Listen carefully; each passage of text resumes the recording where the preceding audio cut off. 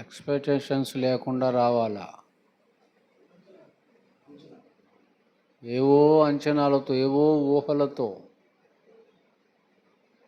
రాకూడదు.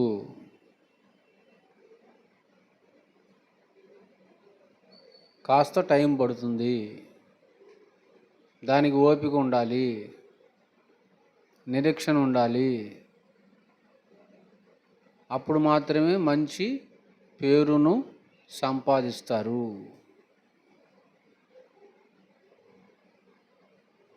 పొరుగు వారికి మాదిరి నేర్పుతారు.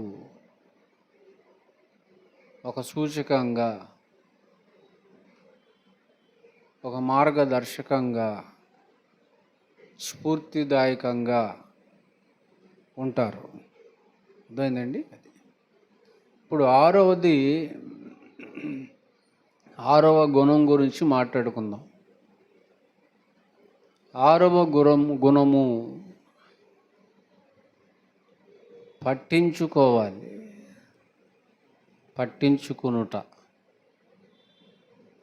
పట్టించుకోవాలి. ఇది చాలా ప్రాముఖ్యమైనటువంటి విషయం కుటుంబంలో. కోడలు గారు, అల్లుడు గారు పట్టించుకోవాలి. ఎవరిని పట్టించుకోవాలి?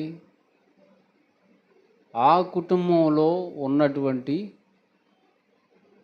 అత్తమ్మను, మామయ్యను పట్టించుకోవాలి. పట్టించుకొనుట అనగా వారి ఎడల శ్రద్ధ చూపుట, శ్రద్ధ కలిగి ఉండుట. ఇది చాలా ముఖ్యం.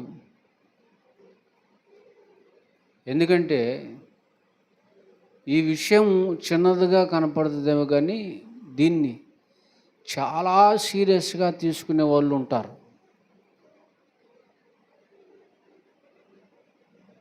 నిన్నెవరన్నా పట్టించుకోలేదనుకో, నిన్నెవరన్నా లెక్క చేయలేదనుకో, నీ పరిస్థితి ఎలా ఉంటుంది అప్పుడు? నన్ను ఎవరు పట్టించుకుంటున్నారు? నన్ను ఎవరు లెక్క చేస్తున్నారు? చాలా బాధేసిద్ది అది. పట్టించుకోనప్పుడు, లెక్క చేయనప్పుడు నేనెందుకు పర్ఫెక్ట్గా ఉండాలా? నేనెందుకు మంచిగా ఉండాలా అన్న ఆలోచనలు రకరకాలుగా పలు మార్గాలలో పడి వెళ్ళిపోతూ ఉంటాయి. కనుక ఈ పట్టించుకోవటం, కేర్ చేయటం అనేది మంచి లక్షణం, మంచి గుణం. అది మంచి గుణాలలో, సద్గుణాలలో ఇదొకటి. ఇది గనక ఆపరేట్ అయితే చాలా మంచి జరుగుతుంది, చాలా మేలు జరుగుతుంది. అసలు పట్టించుకోవడం అంటే ఏంటి? కేర్ చేయటం అంటే ఏంటి? చిన్న చిన్న విషయాలు చెప్పుకోవచ్చు, మనం చిన్న చిన్న ఎగ్జాంపుల్ చెప్పుకోవచ్చు. అర్థమైందండి? కోడలు టీ పెట్టింది, 2 కప్పుల్లో పోసింది. ఒక కప్పు తీసుకెళ్ళి వాళ్ళ ఆయనకి ఇచ్చింది, తాగమని తాగుతున్నాడు.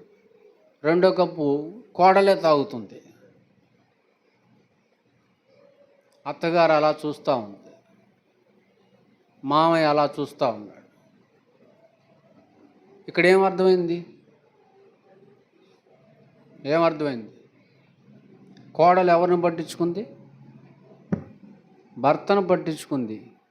మామగారిని పట్టించుకోలేదు, అత్తగారిని పట్టించుకోలేదు. చిన్న విషయం ఇది, ఎగ్జాంపుల్ అన్నమాట.